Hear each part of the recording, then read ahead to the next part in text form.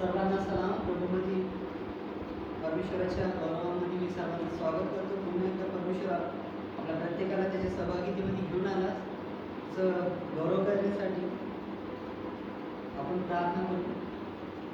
धन्यवाद धन्यवाद धन्यवाद येशू, तुझी मला धन्यवाद देतोस. तुझी उत्तम राजा शाबातीच्या दिवशी बाप्पा या ऑनलाईन सहभागितेमध्ये बाप्पा तुझ्या प्रार्थनेमध्ये तू घेऊन आलास राजा. उत्तम बाप्पा विशेष प्रार्थना करतो बाप्पा, जे स्तुती गायन गाणारे राजा ते देखील तू आशीर्वादन कर बाप्पा. जितके लोक बाप्पा बघतील राजा, जे तुझं गौरव करतील ते प्रत्येकाला तू आशीर्वाद दे. माझी प्रार्थना आहे की उत्तम राजा येशूच्या नावात मागतो म्हणून नाही.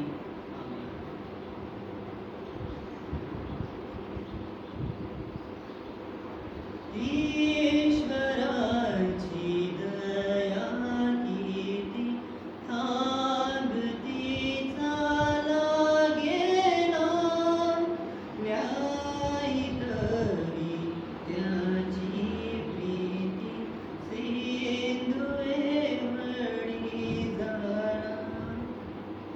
देव बोले प्रेमे पार, टाकी माझ्यावरी भार, टाकी माझ्यावरी भार. सर्व कष्टी सर्व दुःखी ओझियानी कानती, ऐकू जाते दिव्य लोकी प्रीत तेथे वसती.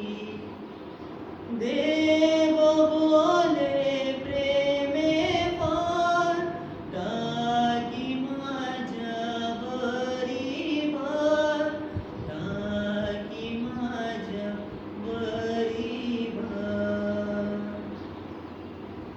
देव करा ममताळू अंतकाली लागेना, केवळा दोघनवाणी माणसाला कळेना. देव बोले प्रेमे पार, टाकी माझ्यावरी भार, टाकी माझ्यावरी भार. ही खरी अगाध प्रीती जितयाच्या अंतरी, तोच म्हणे नाही भीती विदयास नावरी. देव बोले प्रेमे पार, टाकी माझ्यावरी भार, टाकी माझ्यावरी भार. या उदासी भ्रांती सोडा, त्याची वाणी ऐकोनी, निचलाती मैत्री जोडा, पूर्ण भाव ठेवणी. देव बोले प्रेमे पार, टाकी माझ्यावरी भार, टाकी माझ्यावरी भार. बापावरी टेकताना लेकराला सुख पार, येशूपाशी राहताना हर्ष वाटतो अपार. देव बोले प्रेमे पार, टाकी माझ्यावरी भार, टाकी माझ्यावरी भार, टाकी माझ्यावरी भार, टाकी माझ्यावरी भार. परमेश्वराचं वचन वाचूया. दुसऱ्या पत्राच्या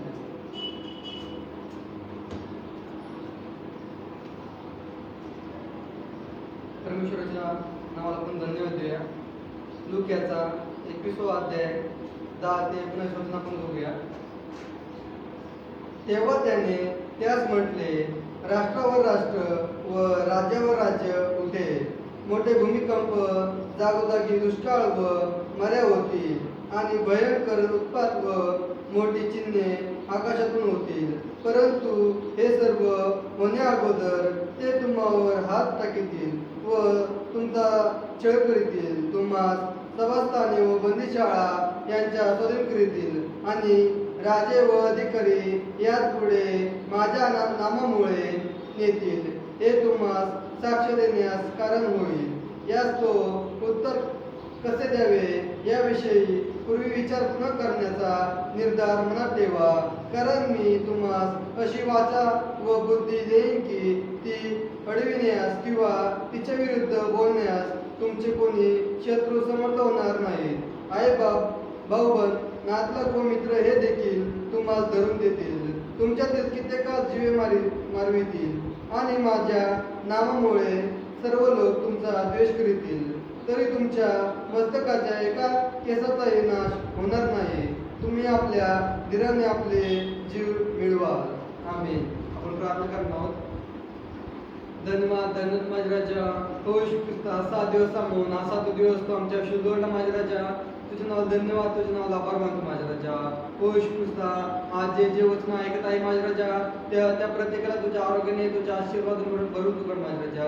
हो येशू ख्रिस्ता, जे आज ऑनलाईन माझ्या राजा, जे कुणी आजारात असं माझ्या राजा, हो येशू ख्रिस्ता, त्यांना बरं कर माझ्या राजा. त्यांना तू आरोग्याने, तुझ्या आशीर्वाद भरून तू काढ येशू ख्रिस्ता. जो संदेशात बाळासाहेब देणार माझ्या राजा, त्या मार्गाने आम्ही चालावं असंच तू घडून येशू ख्रिस्ता. तुझ्या आत्म्यात जेव्हा आम्ही वाढावं असंच तू घडून येशू ख्रिस्ता. हो येशू ख्रिस्ता, जो संदेश होणारे माझ्या राजा, त्या मार्गाने मी चालवं असंच घडून येशू ख्रिस्ता. प्रार्थना येशू तुझ्या प्रियाने गोड लावून लागतो म्हणून तो येशू ख्रिस्ता.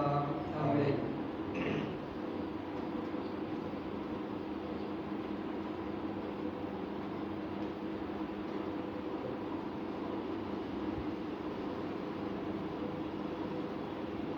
पुन्हा एकदा परमेश्वराच्या नावाला धन्यवाद देऊया. आणि पुन्हा एकदा आज या शाबातामध्ये परमेश्वराने संधी दिलेली आहे तुमच्यापर्यंत पोहोचण्यासाठी. लॉकडाऊन नियमित चालू आहे. पुन्हा एकदा 15 दिवस लॉकडाऊन, आणि त्यामुळं आपली ही ऑनलाईन भक्ती तुमच्यापर्यंत पोहोचत राहिलेली आहे. आणि देवानेच ही आपल्याला कृपा दिलेली आहे की आपल्या जरी चर्च नसलं तरी आपल्या कानापर्यंत त्याचा संदेश पोहोचणार आहे. आज पुन्हा एकदा परमेश्वराच्या नावाला धन्यवाद देऊया. 6 दिवसामध्ये पुन्हा एकदा परमेश्वराने तुम्हाला आम्हाला सांभाळलेलं आहे. आणि मी नेहमी सांगतोय की ज्यांना वाटतंय की शाबात लवकर आलाय, जगामध्ये हे सगळेजण आनंदित आहेत, कारण ते देवाची, प्रभू येशू ख्रिस्ताची, आपल्या तारणाऱ्याची, आपल्या मुक्तिदात्याची, दात्याची वाट पाहणार. आणि आज तोच आनंद घेऊन, त्या वचनांचा आनंद घेऊन तुमच्या पुढे मी आलेलो आहे. प्रभूमध्ये तुम्हा सर्वांचं मी या ठिकाणी स्वागत करतोय. आणि जे वचन या ठिकाणी आलेलं आहे, जे तुमच्या पुढे मांडायचंय, ज्यावेळेला वचन आपण पाहतोय, वचनांकडे आपण पाहतोय, वचनांचं निरीक्षण करतोय, वचनांचं आकलन करतोय, वचनांमधून निष्कर्ष आपण काढतोय,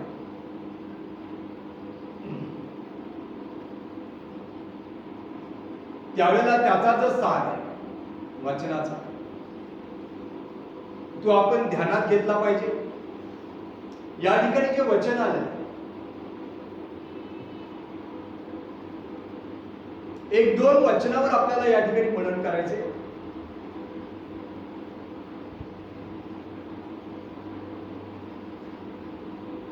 त्या ठिकाणी असं म्हटलेले तुमची भाऊ तुमच्या बहिणी तुम्हाला धरून देतील. त्याच्या अगोदरचं जे वचन आलेलं आहे मर्या येणार आहेत असं सांगितलेलं आहे. परंतु शेवटी प्रभू येशू ख्रिस्त त्या ठिकाणी म्हटलेलं आहे तुमच्या डोक्याच्या केसाचा देखील नाश होणार नाही.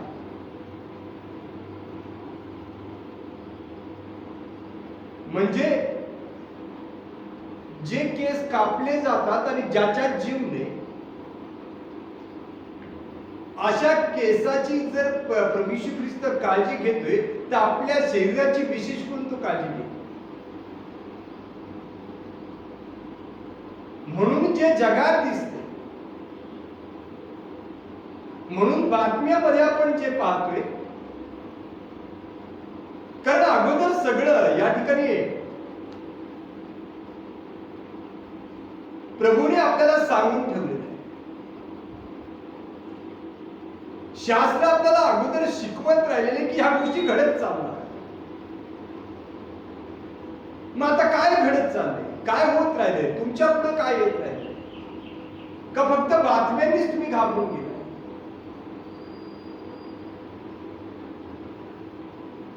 एक वचन पहिलं मी जेव्हा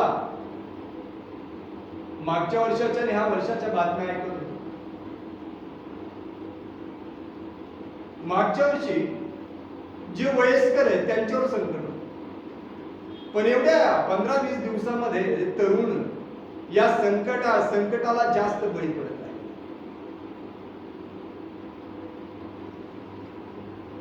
वचन असं आलेलं आहे उपदेशकाचा 12वा अध्याय पहिलंच वचन, आणि त्या वचनामध्ये सांगितलेले हे तरुण आपल्या तारुण्याच्या दिवसात आपल्या निर्माणकर्त्याला सांगा, कारण पहा अशी वर्ष आणि असे दिवस जवळ येत आहेत की ज्यात मला काही सुख मिळाले नाही असे तू म्हणशील.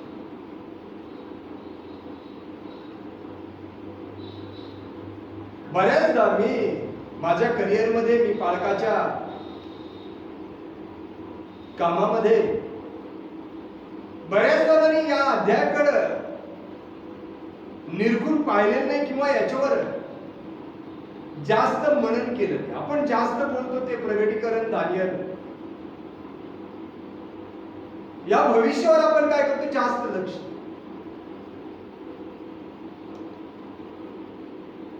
ज्याने हा अध्याय ज्याच्याकडून हा अध्याय आला,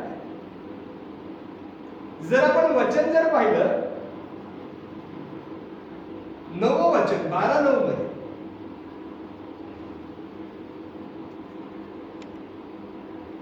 उपदेशक हे पुस्तक मुळात शर्मोनाने लिहिलेले आणि 9व्या वचनामध्ये त्या ठिकाणी सांगितलेले उपदेशक ज्ञानी आहे. आणि परमेश्वराकडे ज्यावेळेला प्रार्थना करून त्यांनी मागणी केली त्यावेळेला तो म्हटला की परमेश्वरा मला तू राज्य दिलेस, मला ज्ञान दे. आणि परमेश्वराने त्याला त्या ज्ञानाचं वरदान त्या ठिकाणी दिलेले आणि तो लिहित राहिलेला, म्हणजे परमेश्वराकडून मिळालेलं ज्ञान आणि त्या ज्ञानाने भरून त्याने हे पुस्तक या ठिकाणी लिहिले. जर वचन आपण पाहिलं, वचनांमध्ये वचनांची फोड जर आपण करत चाललो तर या काळाच्या म्हणजे सांप्रत काळाशी त्या निगडीत गोष्टी घडत चालल्या. किंवा आता जे वचन वाचले लुकाचा 21वा अध्याय 10 ते 19 वचन जर पाहिलं, आता या घडीला त्या घडत चाललेल्या असं आपल्या निदर्शनास येत आहे. मग नेमकं या वचनांमधून नेमकं काय घडत चाललेलं हे आज आपण पाहणार. काय भविष्य, म्हणजे ही भविष्य लोक ही भविष्याने वाणी समजत नाही, पण जर आपण बारकाईने जर विचार केला, त्याच्यामध्ये जर आपण रमून गेलो, ते शोध घेण्याचा जर प्रयत्न केला तर बऱ्याच गोष्टी आपल्याला प्रकर्षाने या ठिकाणी जाणवतात आणि तेच या ठिकाणी आपल्याला पाहिजे. पहिली गोष्ट त्या ठिकाणी सांगितलेली हे तरुण आपल्या तारुण्याच्या दिवसात आपल्या निर्माण करतात असतात. ज्यावेळेला आपलं वय होते, आपल्याला घरातले सगळे टाळायला लागतात, त्यावेळेला देवाकडे जाणं याच्यात काही मोठी गोष्ट नाही. पण ज्यावेळेला जगाचं आकर्षण आपल्या मागे जास्त असते, संसाराचं आकर्षण आपल्या मागे जास्त असते, त्यावेळेला जर आपण देवाच्या सहवासामध्ये राहिलो तर देव सगळे आशीर्वाद आपल्या ठाई घालणार.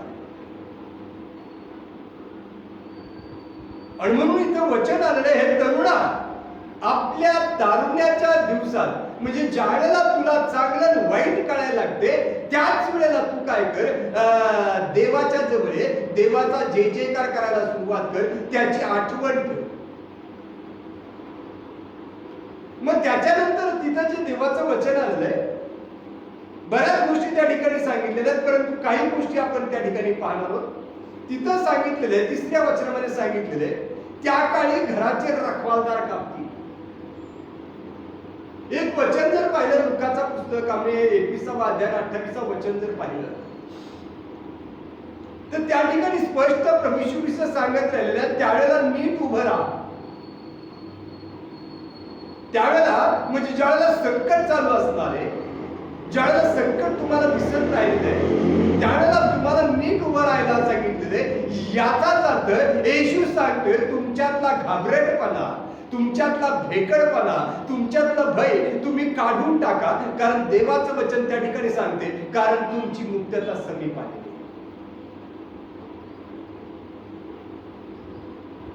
आता या ठिकाणी जे वचन आलेलं आहे, या वचनामध्ये सांगितलेलं घराचे रखवालदार का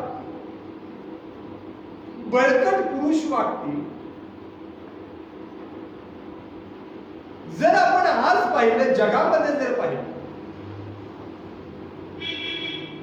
विशेष करून शहरांमध्ये जर पाहिलं,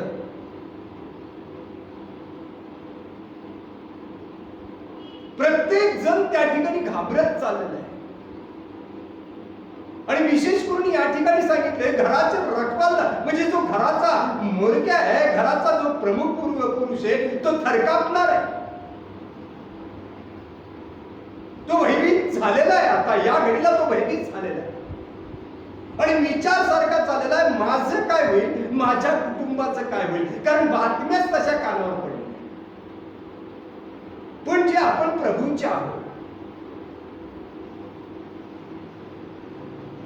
परंतु जे आपण येशूचे आहोत, आपल्याला त्याने अभिवचन दिलेले, आश्वासन दिलेले, तुमच्या डोक्याचा केसाचा देखील नाश मी होऊ देणार.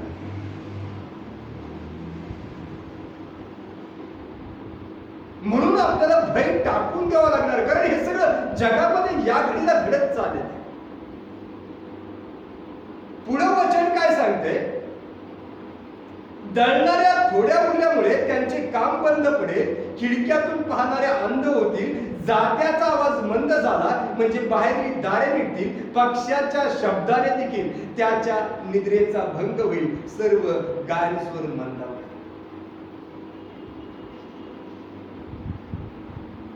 म्हणजे भयच इतकं राहणार आहे, भीतीच इतकी निर्माण झालेली आहे की तिथं देवाचं वचन सांगते, पक्ष म्हणजे कावळा नुसतं त्याने कावकाव जर केलं, चिमणीने चिवचिवाट जर केला, आणि जर आपण हे पक्षाचा जर आवाज आपल्या कानावर पडला तर आपण दचकून उठणार आहे, आपली झोप पूर्ण होणार.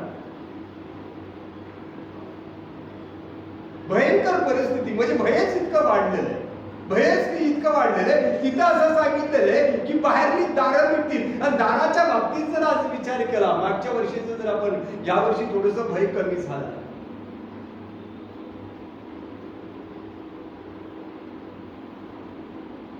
आणि आज जरी पाहिलं काही गावांमध्ये तिथं प्रवेशच देत नाही, सगळेजण एकमेकाला घाबरायला लागले.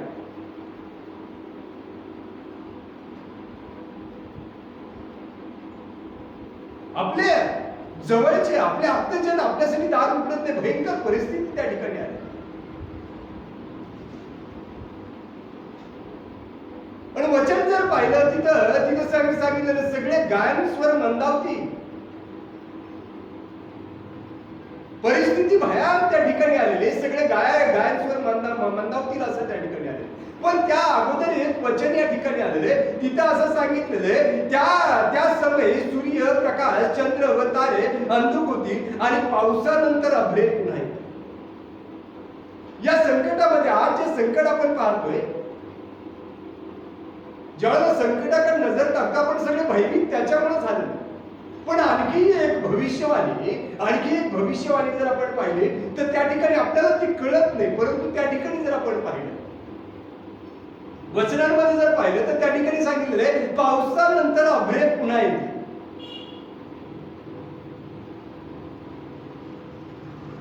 जून, जुलै, ऑगस्ट, सप्टेंबर 4 महिने पावसाळा. मी प्रत्येक माझ्या मी जसं 6-7 वर्ष झालेले जसं मी पाहतोय पाऊस पडला तरी सारखे ढग येतात. पण या वर्षी जर तुम्ही पाहिलं 1-8 दिवस झाले की ढग येतात आणि कुठे ना कुठे गारपीट होत राहिलेली, वादळ होत राहिले, म्हणजे भयंकर त्या ठिकाणी उत्पात त्या ठिकाणी होतं, नुकसान त्या ठिकाणी होतं, समुद्रावर वादळ त्या ठिकाणी उठलेले. कारण याच्यामध्ये जर पाहिलं पवित्र शास्त्रामध्ये जर पाहिलं लुक्याचा 21वा अध्याय 25व्या वचनामध्ये पाहिलं तर त्याच्यामध्ये सांगितलेलं आहे समुद्रावर उठलेल्या वादळाने राष्ट्रे भयकंपित होती, भयचकित होऊन जातील. आज ही गोष्ट आहे, आज ही वेळ सांगायची का आलेली तर त्याच्या मागे कारण असं आहे इथं जे आपण ज्याच्याकडे आपण लक्षच देत नाही, पण बारकाईने जर विचार केला हे भविष्य शलोमोन राजाने सांगितलेले आणि असं ज्यावेळेला घडत चालणार आहे. येशू म्हणतो तुमची मुक्तता समीप आलेली, असं ज्यावेळेला तुम्हाला दिसायला लागले तुमची मुक्तता समीप आलेली. जर या वर्षाचं आपण पाहिलं तुम्ही बघा आता ते 3 दिवस गेल्या आठवड्यामध्ये 5 दिवस पाऊस सांगितलेला होता, त्याच्या 15 दिवसापूर्वी त्यावेळेला 4-5 दिवस पाऊस सांगितलेला होता. म्हणजे कंटिन्यू ज्यावेळेला ऑक्टोबर महिना संपला तेव्हापासून पाऊस कंटिन्यू चालू, पाऊस थांबलेला नाही. पावसानंतर अभ्रे, पावसानंतर ढगे पुन्हा येतील, त्या ठिकाणी देवाचं वचन सांगते. म्हणजे जे वातावरण आहे हे सगळं बदलत चाललेलं आहे, म्हणजे येशूचं येणं त्या ठिकाणी जवळ आलेलं आहे. आता पुढच्या वचनाकडे आपण ते चढावाला भीतील, रस्ता धोक्याने भरला आहे असे त्यास वाटेल, बदाम फुलेल, टोळ सुद्धा जड असा वाटेल, वासना निमेल, कारण मनुष्य आपल्या अनंतकालिक निधामास चालला आहे आणि पूर बनवून घेणाऱ्या रस्त्यातून फिरतील. 2 गोष्टी या ठिकाणी प्रकर्षाने झाल्या.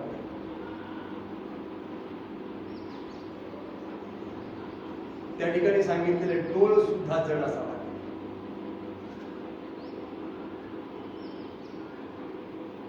म्हणजे नाकतोड्याची किरकिर सुद्धा आपल्याला एकदम भयान अशी वाटून जाणार आहे. त्या काळामध्ये त्या भयानक अशा दिवसामध्ये नाकतोड्याची किरकिर सुद्धा काय होणार आहे आपल्याला भयान अशी वाटून जाणार आहे. आणि पुढे वचन लगेच त्या ठिकाणी आलेले आहे, कारण मनुष्य आपल्या अनंतकालिक निधामात चाललेला आहे. एक महत्वाची गोष्ट ही जी ओळ आहे, या ओळीमध्ये जर आपण पाहिलं, लक्ष जर घातलं तर त्यातला प्रकार आपल्या लक्षात येईल. नेमकं आपण प्रभूचा स्वीकार केलेला आहे, येशूचा स्वीकार केलेला आहे, मग आपण नेमकं कोणत्या निधामात जाणार आहे? निधाम म्हणजे स्वतःचं घर. पण इथं काय सांगितलेलं आहे? मनुष्य आपल्या अनंतकालिक निधामात चाललेला आहे, अनंतकालिक निधामात चाललेला आहे. 2 प्रकार आहे. दानिएलचा 12वा अध्याय जर पाहिला,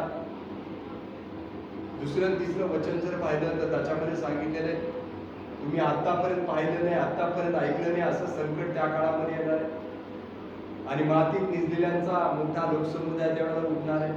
कित्येक जण सार्वकालिक जीवन मिळवण्यासाठी आणि कित्येक जण सार्वकालिक प्रतिष्ठा मिळवण्यासाठी.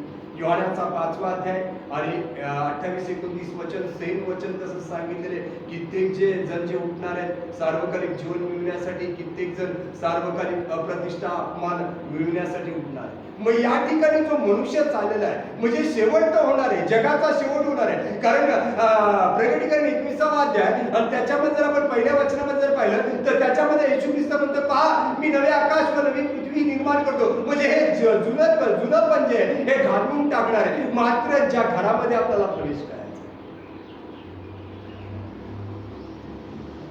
आपलं जे धाम आहे हे नेमकं कोणत्या धामाकडे आपण वाटचाल करत राहिलो हे आपल्या स्वभावावरून, आपल्या कृतीवरून, आपल्या कर्मावरून, आपल्या वागण्यावरून आपल्याला ते दिसून येतं.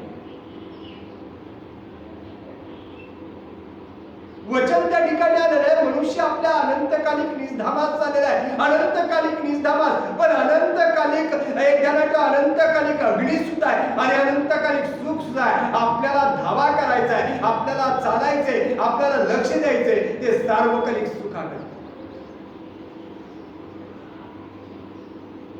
म्हणून आपल्याला तो विचार करायचा, त्या ठिकाणी तो विचार करायचा. आणि पुढं वचन त्या ठिकाणी सांगितलेले, आणि ऊर बडवून रडणारे गल्ल्या गल्ल्यातून फिरतील. आज जर परिस्थिती पाहिली, आपल्या जगामध्ये जर परिस्थिती पाहिली का, तर गल्ल्या गल्ल्यामध्ये रडणारे तुम्हाला दिसतील.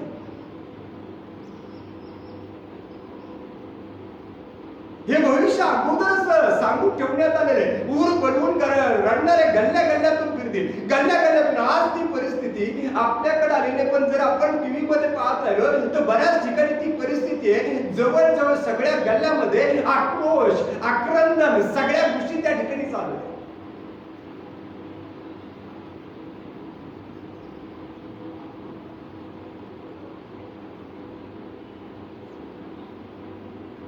म्हणजे वचनांकडे जर आपण लक्ष दिलं तर खरोखर या गोष्टी घडत चाललेल्या आहेत.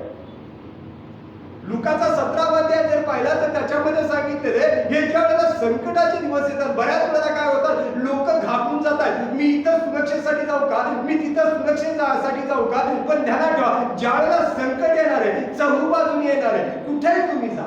कारण त्या ठिकाणी देवाचं वचन सांगते, तिथं जर 27 वचन जर पाहिलं, 27-28 वचन जर पाहिलं तर त्या ठिकाणी मला वाटतं 27 ते 32 वचनामध्ये त्या ठिकाणी असं सांगितले. लूक 17 27 ते 32 वचनामध्ये जर पाहिलं तर तिथं सांगितले, जो धाब्यावर असेल तो खाली येऊ नये, त्याने खाली येऊ नये, जो शेतात असेल त्याने घरी येऊ नये. म्हणजे संकटाच्या काळामध्ये तुम्ही जिथं आहात तिथंच राहा.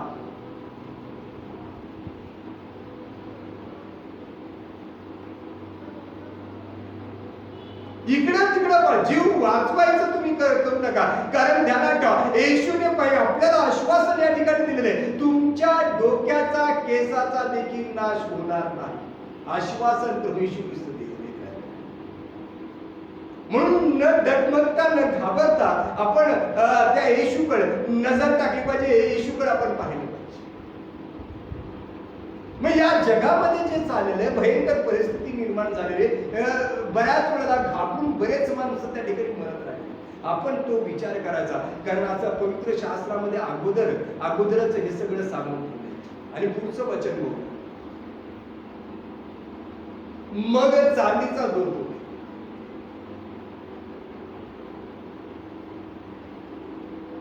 सोन्याचा कटोरा.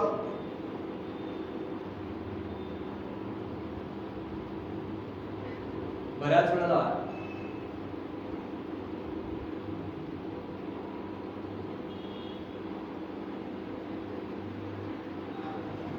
माणसाचं जे आहे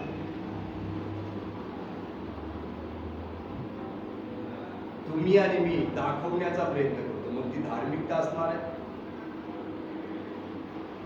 आपण जे जमवलंय ते असणार आहे, आपलं सौंदर्य जे आहे ते असणार आहे.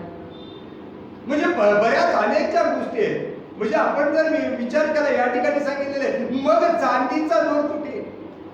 म्हणजे ज्या गर्वाच्या माग, ज्या हुशारक्याच्या माग आपण चाललोय तो तुटल्या जाईल. आणि वचन पुढे असं सांगतोय, मग चांदीचा दोर तुटेल, सोन्याचा कटोरा फुटेल.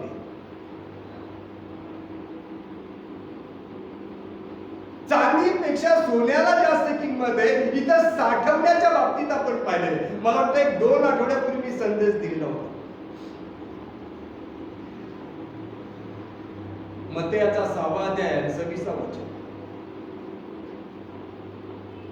त्या ठिकाणी सांगितले, तुम्ही आकाशातील पाखराकडे पहा, ती पेरीत नाहीत, कापीत नाहीत, कोठारात साठवीत नाहीत, म्हणून त्यांना आनंद आहे. तिथं देवाचं वचन तुम्ही जर पाहिलं, पक्ष्यांकडे आज पहा, प्राण्यांकडे आज पहा, त्यांना आनंद भरपूर आहे, कारण ते साठवत नाही. आणि इथं जर आपण पाहिलं, देवाचं वचन जर पाहिलं तर देवाच्या वचनामध्ये सांगितलेलं, मग सोन्याचा कटोरा फुटेल. जे साठवलेलं आहे त्याला सोन्याचा कटोरा म्हटलेले, कारण ते मौल्यवान आहे. तुम्हाला वाटतंय की ही माझी धनसंपदा आहे, ही माझी पुंजी आहे आणि हे माझं जीवन आहे, असं आपल्या प्रत्येक माणसाला वाटून जाते. परंतु वचन असं सांगते, मग सोन्याचा कटोरा फुटेल, झऱ्याजवळचा घडा फुटेल, आडावरचा रहा.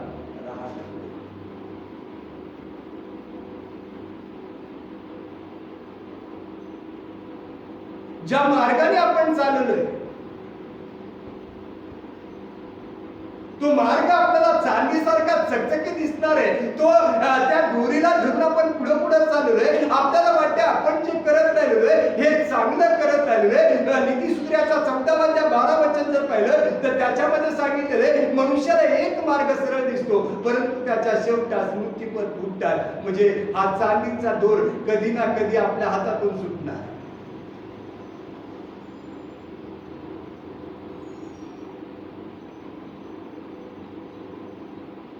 तुटल्या जाणार आहे तो.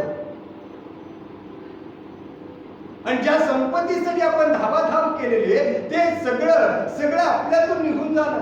तुम्ही जर आजची परिस्थिती पाहिली तर बऱ्याच घरातले म्हणजे अख्खं कुटुंब नाहीस झालेले. कुठे गेली ती संपत्ती? सोन्याचा कटोरा फुटून गेले.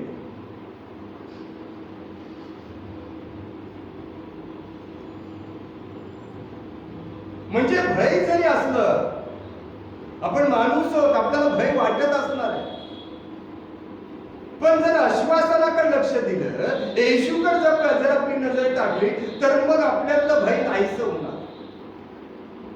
आणि म्हणून इथं लुकाच्या 21व्या अध्यायामध्ये 10 वचनापासून तिथे येशू ख्रिस्त म्हणत राहिलेलं आहे. तेव्हा त्याने त्यास म्हटले, राष्ट्रावर राष्ट्र, राज्यावर राज्य उठेल, मोठे भूमिकंप, जागोजागी दुष्काळ व मर्या होतील आणि भयंकर उत्पात व मोठी चिन्हे आकाशातून होतील. परंतु हे सर्व होण्या अगोदर ते तुम्हावर हात टाकतील व तुमचा छळ करतील. तुम्हास सभास्थाने व बंदीशाळा यांच्या स्वाधीन करतील आणि राजे व अधिपती यापुढे माझ्या नामामुळे येतील. हे तुम्हा साक्ष देण्यास कारण होईल. यास्त उत्तर कसे द्यावे याविषयी पूर्वी विचार न करण्याचा निर्धार मनात ठेवा, कारण मी तुम्हास अशी वाचा व बुद्धी देईल की ती अडविण्यास किंवा तिच्या विरुद्ध बोलण्यास तुमचे कोणी शत्रू समर्थ होणार नाही. आईबाप, भाऊबंद, नातलग व मित्र हे देखील तुम्हास धरून देतील. तुमच्यातील कित्येकास जीवे मारवितील आणि माझ्या नामामुळे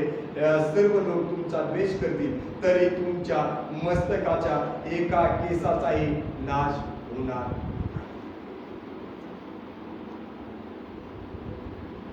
महत्वाचा जो मुद्दा आहे, संकट येत राहील, संकट जात राहील, परंतु जे येशूने आपल्याला शिकवले, जे प्रभूने आपल्याला सांगितले, जे आज्ञा येशूने आपल्याला दिली, तो येशू कायम आपल्या बरोबर. योहान 6:37 मध्ये जर पाहिलं तर येशू म्हणतोय, जो माझ्याकडे येतो त्याला मी घालवीत नाही. आज गरज आहे त्याच्याकडे जायची. योएलाचा 2 अध्याय 30-32 वचन जर पाहिलं तर त्याच्यामध्ये सांगितलं, त्याच समय जो कोणी परमेश्वराचा धावा करील तो तारला जाईल. म्हणजे आज गरज आहे उच्च स्वराने आपण त्याचा जय जयकार केला पाहिजे. आज बंधन आहे, चर्चवर बंधन आहे, सगळे मंदिरं बंद आहेत.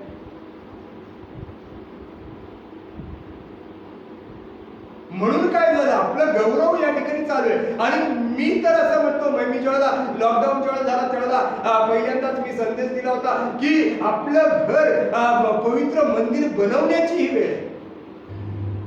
म्हणजे आज जर संकट आपल्याला दिसते तर देवाचा धावा आपल्याकडून झालाच पाहिजे, देवाचा जय जयकार आपल्याकडून झालाच पाहिजे, त्या तारणाऱ्याचा जय जयकार आपल्याकडून झालाच पाहिजे.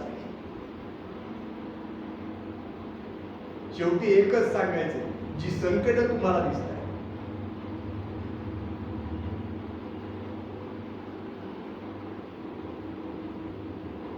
जी मरी तुमच्यामध्ये पसरली,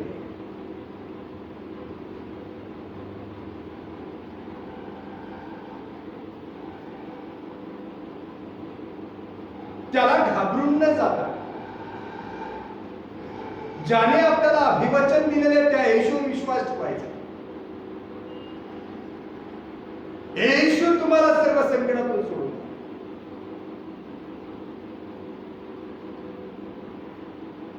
प्रार्थना करा, प्रार्थनेत वाढा.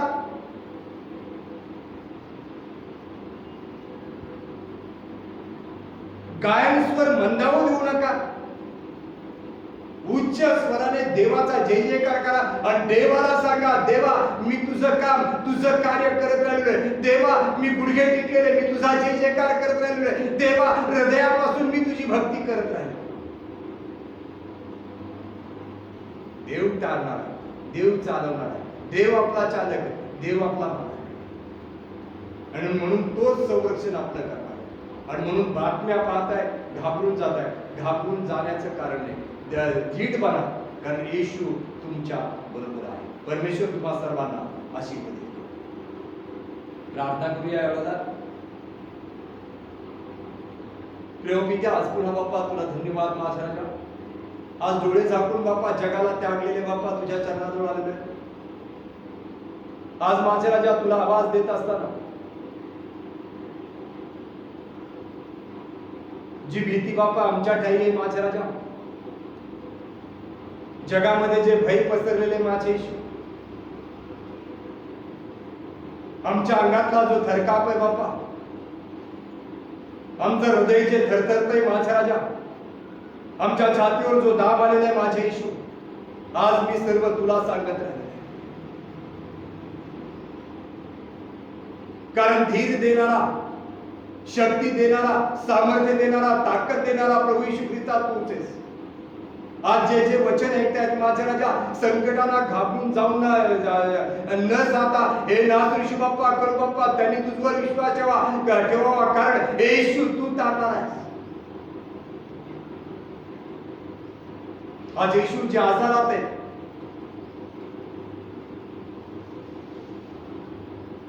जे दुःखात आहेत, जे त्रासात आहेत बाप्पा, त्यांच्यासाठी प्रार्थना करते. हे नासऋषी बाप्पा, सामर्थ्याचा हात बाप्पा त्यांच्यापर्यंत पोहोचू दे. आज माझ्या राजा कर बाप्पा, तू ये बाप्पा, आमचे ट्रेझरर बाप्पा, हे माझे येशू कर बाप्पा, हे पिंट्या तू ये बाप्पा, आणि कांदे सर बाप्पा, त्यांना तू स्पर्श कर बाप्पा, या मोठ्या संकटातून त्यांना तू बाहेर काढ बाप्पा. सुदीन जाधव बाप्पा, त्यांना तू स्पर्श कर बाप्पा, हे माझा राजा त्यांना तू बरे कर बाप्पा. देवदास बाप्पा, त्याला तू बरे कर माझा राजा, त्याला तू आरोग्य दे माझे येशू. हे नासऋषी बाप्पा, आणखी जे आजारात आहे, दुःखात आहे, त्रासात आहे बाप्पा, हे माझा राजा त्यांना तुझा स्पर्श होऊ दे बाप्पा. दीपकला बाप्पा तू स्पर्श कर बाप्पा, तू आरोग्य दे बाप्पा. हे माझा राजा, हे तुमच्या या मोठ्या व्याधीतून बाप्पा त्याला तू सोडू बाप्पा. आज स्पर्श त्याला करायचं बाप्पा. तुला धन्यवाद माझे येशू. प्रभू येशू, आज ज्यांनी बाप्पा तुझ्या भांडारात बाप्पा 10वा भाग दिलेला आहे बाप्पा, अर्पण दिलेले माझ्या राजा, त्यांच्या हात तू पाहिलेले आहेस माझ्या राजा. त्यांच्या हात तुझ्या हातात तू घे बाप्पा. ते हात तू आशीर्वादित कर माझ्या राजा. त्यांच्या डोक्यावर तुझा हात तू ठेव बाप्पा, आणि सदैव संरक्षण बाप्पा त्यांचं कर. प्रभू येशू, या दिवसांमध्ये बाप्पा हे माझा राजा तुझ्या प्रकाशात आम्ही प्रत्येकाने चालावं, तुझ्या आज्ञांचं पालन करावं बाप्पा. असंच तू प्रभू येशू माझी प्रार्थना ऐकलीस, माझी विनंती मान्य केलीस. आभार तुझी. येथून पुढची संपूर्ण वेळ काळ मी तुझ्यात असतो. येशू तुझ्या प्रिय आणि गोड नावानं मात्र म्हणतोय, आमेन. हे आमच्या स्वर्गातील बाबा, तुझे नाव पवित्र मानले, तुझे राज्य जसे स्वर्गात तसे तुझ्या इच्छेप्रमाणे आमची रोजची भाकर आता मास दे. आणि जसे आम्ही आता म्यास सुचवले तसेच तो ते मास दे. आणि आम्हास परीक्षा तर आम्हास वाईटापासून सोड. कारण की राज्य सामर्थ्याने कवळ ही सर्व काळ तुझीच आहे. आमेन. सलाम सर्वांना.